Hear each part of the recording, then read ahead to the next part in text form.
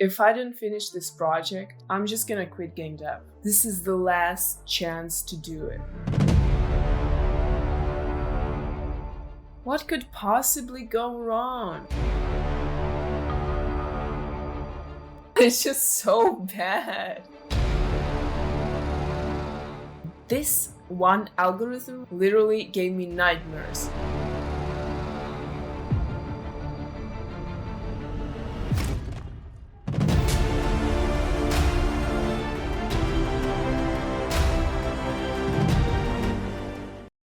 So everybody else is making their dream games. It's going great, they're making so much progress, but that almost sounds too easy. And since I kinda ditched my dream game, why don't I try to make my nightmare game? You know, limited time, impossible tasks. What could possibly go wrong? So everybody loves playing board games. At least they did before video games came around. Do you remember the time when your non-virtual friends used to sit around a table, draw paper cards, place wooden figures? Yeah, me neither. And there is this popular board game called Carcassonne. Hold on a minute, it's a real city? If you've been to it, drop me a comment so I know it's real. Anyways, I got the one and only Gamedev assignment at university to make this game. You know, get some extra points. Okay, that's not why I did it. I just couldn't resist making a game that was way over my head in a couple of days. This sounds suspiciously similar to something. So what's so special about this game that made me forget about sleep, food, and everything else? Okay, the rules. But sure, this game has a lot of additions, and I even found a manual that has like 283 pages, so we're just gonna cut it short. There is a pile of different cards, each player draws one and puts it on the map. It has to match other tiles to create a continuous terrain, because you're building your own city, and it's lands. All players have meeples. These are your followers, your people. If this gets really popular, I can call you meeples. It's gonna be like our thing. I just realized that my Patreon also revolves around my imaginary town from another one of my games, like Lost in Athilidus. What is it about me and city builders? So anyways, players put these meeples to claim the territory as theirs. And then the whole point of the game is that you get points for each piece of land you own. If your territory is closed, you get points during the game. If not, then you get them at the end. So I don't really remember much from that time, but I do have these. I took a lot of notes during that time. I was trying to figure out what's the best way to store tiles, connect them, and of course score them. And I also wrote a lot of code on paper. Just to be clear, I had access to a computer, I just like drawing schemes. And I still do, I'm just too broke to buy an iPad. The biggest challenge with this game was knowing when a territory is closed. Like, how the heck do you know that there is a wall around the city? And trust me, the roads are no better. They can go in circles. So I was trying to find the way to detect the closed territory, and this one algorithm literally gave me nightmares. I was working late, I was waking up early, I was forgetting about food, about sleep, and just totally burning myself out. Even though I couldn't make it work, I still managed to put together a game that looked... Let me just show you. So I actually found the original application that I made, and oh my god, it's just so bad. I mean, I did a lot of work there and I'm so proud of myself, but just see yourself. So I made this really cool logo animation and spent a few hours on it. Oh wow, loading screen. That's the most important part of the game, right? Staring at the load screen. So I nailed down the main mechanics like placing the tiles, meeples, and wow, map scrolling. This looks really weird. Like, why does the board stay still but the tiles move? Never mind. Now, after some time, like half a year to be exact, I decided to give this game one more shot. And I swore it was the last time I was making it. Yet here I am! So how does this actually work?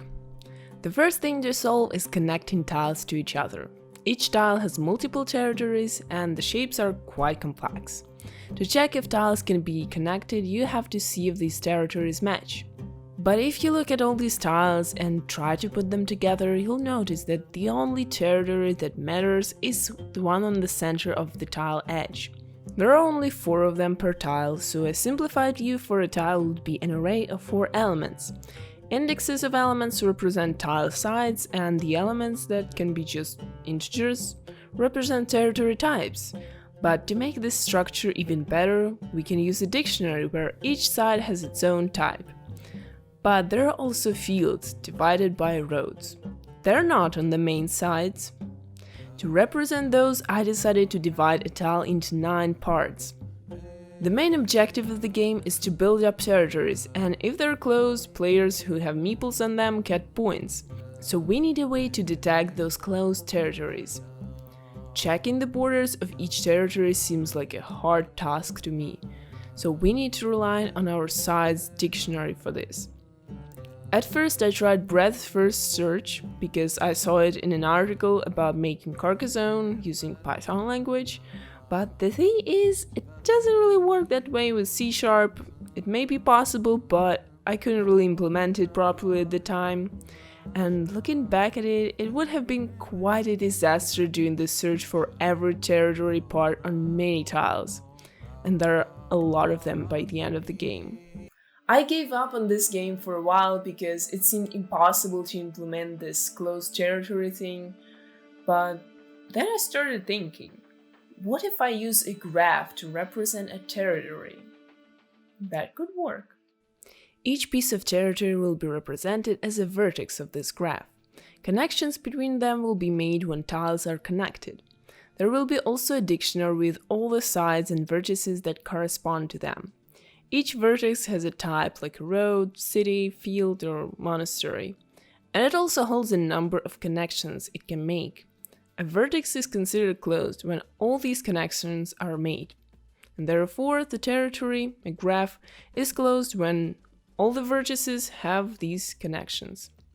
All these graphs and vertices are good on paper, but do they actually work in a game? Let's find out. So, after my second attempt, I was left with this rough prototype with nothing but cards and buttons. And no, this is not chickenpox and cards, these are vertices that indicate pieces of land. Tile placement worked great, for the most part. But I needed to check the connections made between them. I didn't know how to debug. Like, I knew that the button was there. It's just when I pressed it, nothing unusual happened. You just have to put some breakpoints in there. Anyways, I was trying to use the line renderer to indicate the connections between the vertices, but that didn't really go well. And since I had no way of knowing what's happening inside of my game, I gave up. When I came back to the project, I found this. And now I can see the mess I had with connections. We need to fix this. I had a problem with connecting subsides, and by problem I mean 300 lines of code problem. This is what my code used to look like. Total spaghetti soup. So I replaced it with a more neat version and it started looking like this. Well, more like this. It's not perfect, but it's doing something. And after some proper debugging, it started looking better. I literally cannot believe that it's happening. I've been working on this project since morning. I kinda lost my sleep, I forgot to eat, and it's finally coming together and working, I guess. Third time is really the charm. The hard part was done. And Now I just have to figure out the rest of the game. Sounds easy, right? It should be. Right?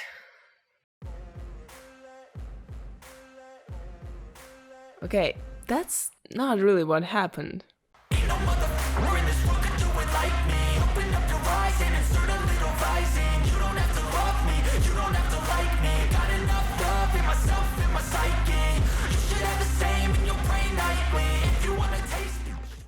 And finally, I had this.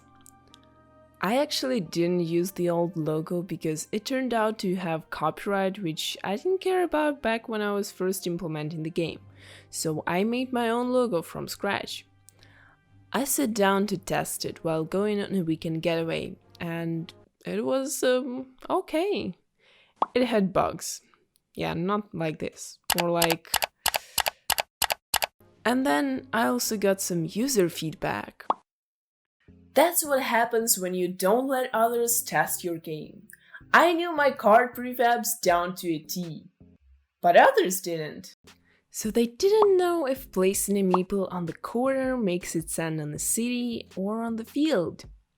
And the worst thing is, it varied from tile to tile. So I added this indicator text so players can actually know where they're placing their meeples.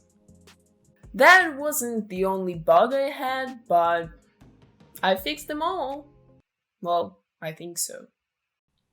And now it's time for the final reveal. This game has a nice menu screen with logo animation, which took me about 5 minutes to make this time. Then we've got this player selection screen. And no, you cannot change the colors, even though everybody who tested this game tried to do this. You can only change the name. Then we have this beautiful gameplay screen with proper player UI and nice buttons. It has a map scroll and zoom in and out. The current tile has an outline. There is also a backlog for players' actions. But most importantly, the game actually works. It counts the score when a territory is closed. I've made it. I actually finished my nightmare game, and you can play it on my itch page. Now this is a local multiplayer, so local that you have to play it on one device. I know it's not perfect, but this is what I could do. I really wanted to make this graph approach work, and that was like the main goal, and multiplayer perhaps is something for the future. And it also doesn't have the saving system, but we're just gonna pretend like we don't need one. So this game basically took me more than 2 years to make and 2 failed attempts. Why was I able to make this game the 3rd time? Experience, and more experience. Over the past years, I have learned a lot and really improved my skills. I know more about programming with C#, debugging, working with various tools in Unity. I was able to move faster with my development because I understood more about how things work. And I think I also got better at this envisioning skill I have, like just going through process step by step to figure out the code I need to write. I feel like this game has seriously increased the wrinkle count on my brain. And that's it for this video. I hope you enjoyed it. Smash that like button, go play the game, because I'm so excited that I made it. I want to make more cool stuff like this, so subscribe to my channel, turn on the notifications to be the first one to know about my next adventure. Also, I'd like to thank all my patrons for supporting me and welcome new members, especially Mitchell, Songmun Kong, Luan Carvalho, Gail Echor, Luki Luciano, Nuno Rosado, Ashad Satholi. And see you in the next video! Bye! Wow, I actually cannot believe that I'm like done with this game. It was like such a huge deal for me. Yay! So happy.